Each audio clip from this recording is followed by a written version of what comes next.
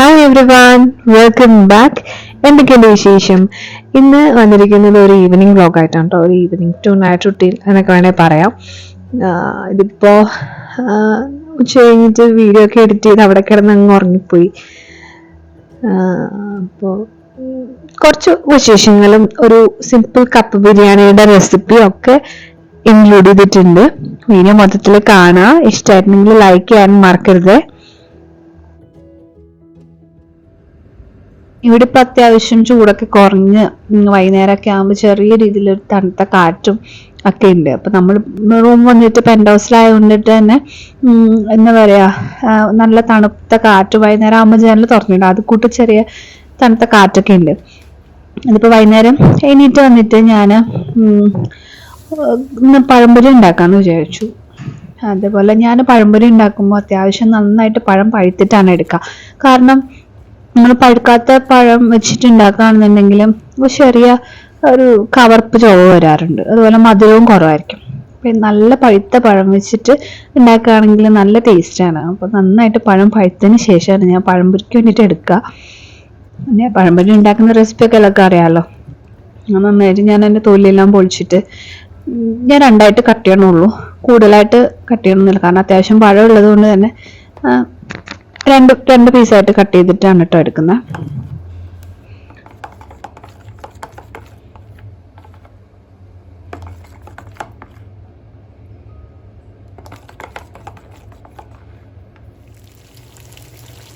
ഒരു 2-3 ട്രിപ്പോളം വറുത്തെടുക്കാനുള്ള ഉണ്ടായിരുന്നു പഴംപൊരി. പഴം അത്യാവശ്യത്തിനുണ്ടായിരുന്നല്ലോ. പഴംപൊരിയൊക്കെ ഉണ്ടാക്കി വെക്കാണ്.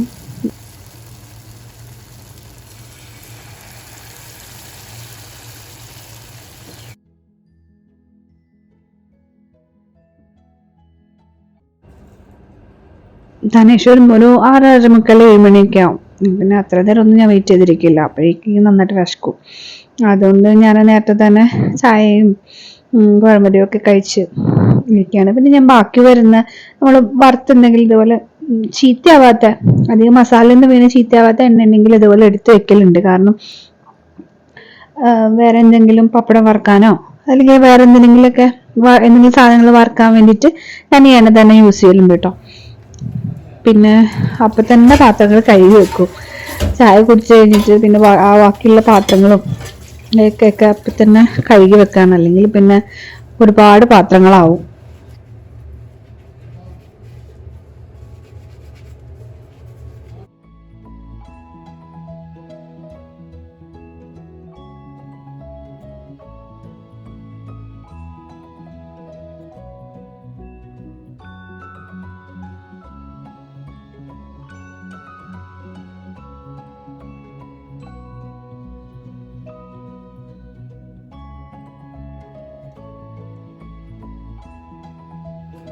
വൈകിട്ടത്തിന് ഇന്ന് കപ്പ ബിരിയാണി ഉണ്ടാക്കാന്ന് വിചാരിച്ചു. സാധാരണ ഞാൻ കപ്പ മേടിക്കുന്ന ലുലുന്നാണ് കേട്ടോ. നല്ല അത്യാവശ്യം നല്ല കപ്പയാണ്. ഇത്തവണ സഫാരിന്ന് നമ്മൾ സാധനം മേടിച്ചപ്പോൾ അവിടെ ഓഫറിന് കണ്ടത് കൊണ്ടിട്ട് എടുത്തതാണ്. വാങ്ങി നോക്കാം, ട്രൈ ചെയ്ത് നോക്കാമെന്ന് വിചാരിച്ചിട്ട് എടുത്തതാണ് കേട്ടോ. പക്ഷെ ഒരു കാശിന് കൊള്ളുണ്ടായിരുന്നില്ല. ഭയങ്കര നാരായിരുന്നു. ശരിക്കും നല്ല കപ്പ വന്നിട്ട് കിട്ടുക ലുലുവിൽ തന്നെയാണ്.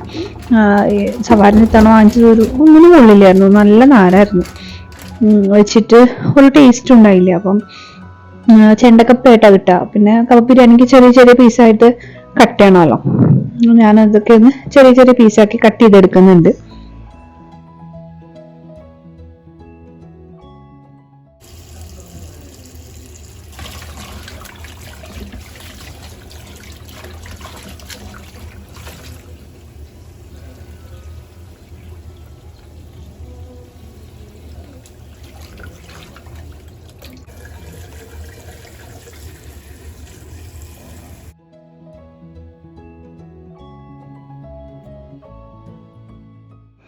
ആദ്യം തന്നെ കപ്പ എടുത്ത് വേവിക്കാൻ വെക്കാണ് കേട്ടോ.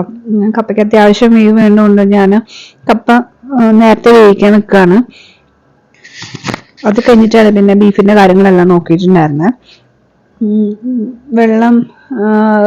വെള്ളത്തിലേക്ക് ആവശ്യമുള്ള ഉപ്പും കൂടി ഇട്ട് കൊടുക്കുന്നുണ്ട് കേട്ടോ. അത്രയും കപ്പയ്ക്ക് എത്രയാണോ ആവശ്യമുള്ള അത്ര ഉപ്പിട്ട് കൊടുക്കുന്നുണ്ട്. അതുപോലെ ബീഫ് ഞാൻ വന്നിട്ട് ലുലുവിൻ്റെ ബീഫ് തന്നെ വാങ്ങിക്കുക. അതാ ഈ ബീഫാണ് വാങ്ങിക്കുന്നത്. ചെറിയ പോത്തിൻ്റെ ബീഫാണ്. അപ്പോൾ അത്യാവശ്യം നല്ല സോഫ്റ്റ് ആയിട്ടുള്ള മീറ്റാണ്. അത്രയും അങ്ങ് ഇട്ട് കുക്ക് ചെയ്യേണ്ട ആവശ്യമില്ല, പെട്ടെന്ന് തന്നെ വെന്തും കിട്ടും. ഇതിപ്പോൾ കട്ട് ചെയ്യാത്ത പീസായിട്ടാണ് കിട്ടുന്നത്. 3-4 ചെറിയ പീസ് ഉണ്ടാവും. 1 കിലോ ബീഫായിരിക്കും കൂടുതലും. ഈ ഒരു പാക്കിൽ വരുന്ന എല്ലാം 1 കിലോ ബീഫ് തന്നെ ആയിരിക്കും. ഞാനിപ്പോൾ എടുത്തിരിക്കുന്നത് 1.5 കിലോ കപ്പയ്ക്ക് 1 കിലോ ബീഫ് എന്നുള്ള കണക്കിലാണ് എടുത്തേക്കുന്നത്. അപ്പം അതിനായിട്ടുള്ള മസാലയും അളവും കാര്യങ്ങളൊക്കെ തന്നെയാണ് ഞാൻ പറയുന്നത്.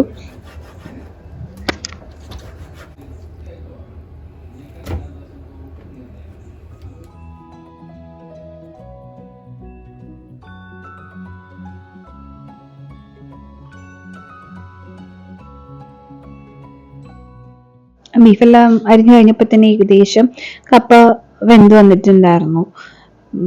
അപ്പോഴാണ് മനസ്സിലായത് കപ്പ ഒരു സുഖമായിട്ടില്ല കപ്പയല്ല എന്നുള്ളത് മനസ്സിലായത്. അപ്പം ഒന്നും ചെയ്യാൻ പറ്റില്ല. അത്യാവശ്യം നന്നായിട്ട് വേവിച്ചിട്ട് അത് ഊറ്റി വെക്കാണ് കേട്ടോ.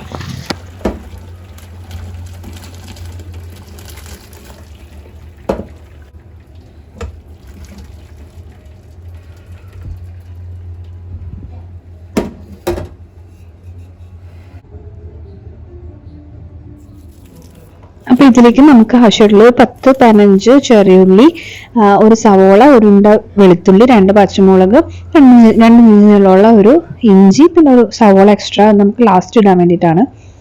ഈ ഒരു വലുപ്പത്തിലാണ് ഞാൻ അരിഞ്ഞെടുത്തേക്കുന്നത്. പിന്നെ അവസാനം കപ്പ ബിരിയാണിയുടെ മുകളിലിടാനായിട്ട് ഇതുപോലെ ചെറുതായിട്ട് സവോള അരിഞ്ഞിട്ടുള്ളത് എടുത്തിട്ടുണ്ട്. അപ്പം ഇതൊന്നും വേവിക്കുന്ന വീഡിയോ ഞാൻ എടുത്തിട്ടുണ്ടായിരുന്നില്ല.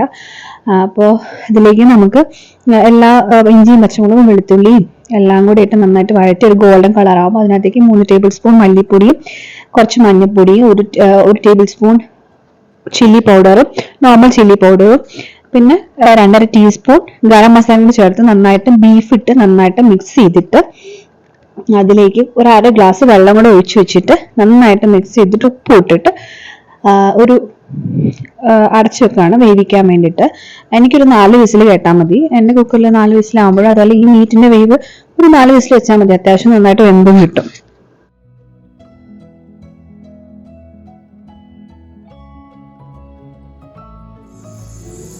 പിന്നെ ഒരു പാനിലേക്ക് കുറച്ച് വെളിച്ചെണ്ണ ഒഴിച്ചിട്ട് അതിലേക്ക് കടുക് പൊട്ടിച്ചിട്ട് അതിനകത്തേക്ക് ഞാൻ കുറച്ച് അതിന് വേണ്ടിയിട്ട് ആവശ്യമായിട്ടുള്ള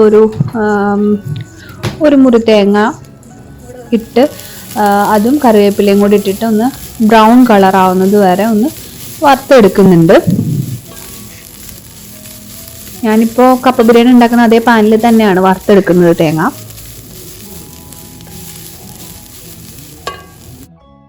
ഈ ഒരു ബ്രൗൺ കളർ ആകുമ്പോൾ തന്നെ തീ ഓഫ് ചെയ്യണം, അല്ലെങ്കിൽ പെട്ടെന്ന് കരിഞ്ഞു പോകും. അതുപോലെ ആ പാത്രത്തിൽ തന്നെ വെച്ചാലും പെട്ടെന്ന് കരിഞ്ഞു പോകും. അതുകൊണ്ട് വേറെ പാത്രത്തിലേക്ക് ഈ ഒരു കളർ ആകുമ്പോൾ തന്നെ മാറ്റി വെക്കണം.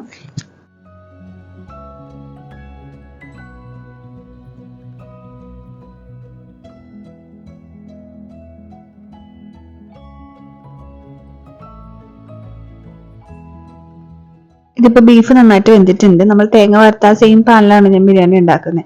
അപ്പം അതിനകത്തേക്ക് ഞാൻ വേവിച്ച കപ്പ ഇട്ട് കൊടുക്കുന്നുണ്ട്.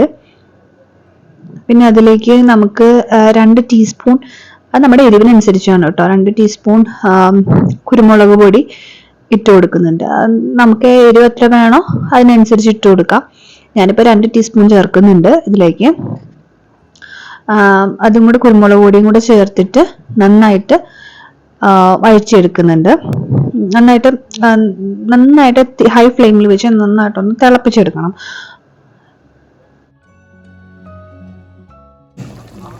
ഈ ഒരു പരുവം ആകുമ്പോഴത്തേനും നമ്മുടെ കപ്പ വേവിച്ച ശേഷമുള്ള കപ്പ എന്നെ മുകളിൽ വിതറി കൊടുക്കുന്നുണ്ട്. പിന്നെ കപ്പയുടെ മുകളിലായിട്ട് നമ്മൾ നേരത്തെ വറുത്ത് വെച്ചിട്ടുള്ള തേങ്ങയും കൂടെ അതിൻ്റെ മുകളിൽ വിതറി കൊടുത്തിട്ട് ഒരു 2 മിനിറ്റ് അടച്ചു വെച്ചിട്ട് ലോ ഫ്ലെയിമിൽ വേവിക്കുന്നുണ്ട്.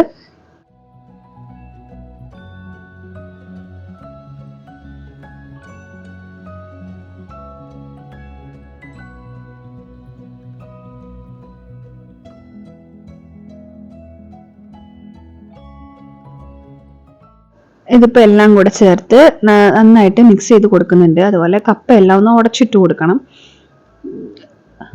അത്യാവശ്യം കുറച്ച് കപ്പയൊക്കെ നന്നായിട്ട് ഉടച്ചിട്ട് കൊടുത്തിട്ട് എല്ലാം കൂടെ ബീഫും കപ്പയും കൂടെ നന്നായിട്ട് മിക്സ് ചെയ്ത് കൊടുക്കുന്നുണ്ട്.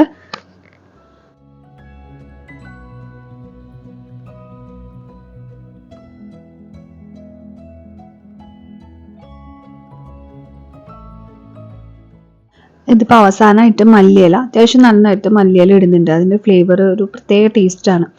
അപ്പം അതുകൊണ്ട് കുറച്ച് മല്ലിയില ഇട്ടിട്ട് അതും കൂടെ നന്നായിട്ട് മിക്സ് ചെയ്തിട്ട് എടുക്കുന്നുണ്ട്. ഇപ്പം ഇത്രേ ഉള്ളൂ കപ്പ ബിരിയാണിയുടെ റെസിപ്പി. ഭയങ്കര സിമ്പിളാണ്. അതുപോലെ നല്ല കപ്പയായിരിക്കണം, നല്ല ബീഫായിരിക്കണം. അങ്ങനെയാണെന്നുണ്ടെങ്കിൽ നല്ല അടിപൊളി ടേസ്റ്റ് ആയിരിക്കും.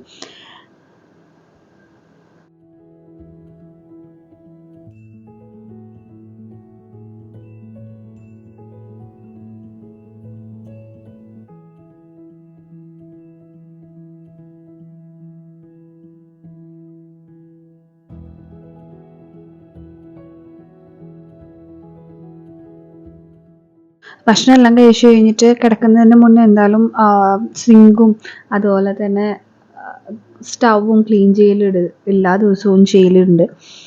അപ്പോൾ പണിയെല്ലാം കഴിഞ്ഞ് കഴിഞ്ഞിട്ട് ഭക്ഷണവും കഴിച്ചു കഴിഞ്ഞപ്പോൾ സ്റ്റൗവൊക്കെ ക്ലീൻ ചെയ്തിടാണ്.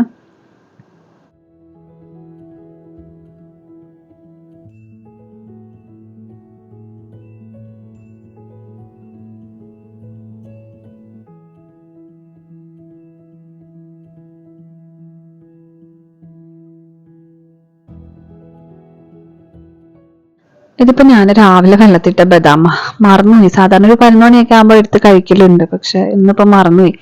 എല്ലാ അടുക്കളയിലെ പണിയെല്ലാം കഴിഞ്ഞ് നോക്കി കഴിഞ്ഞപ്പോഴാണ് അതവിടെ ഇരിക്കണ കണ്ടത്. അപ്പോൾ പിന്നെ നാളത്തേന്ന് വെച്ചാൽ കൊള്ളൂല. അപ്പോൾ തന്നെ ഞാൻ അത് പൊളിച്ചെടുക്കുന്നുണ്ട്.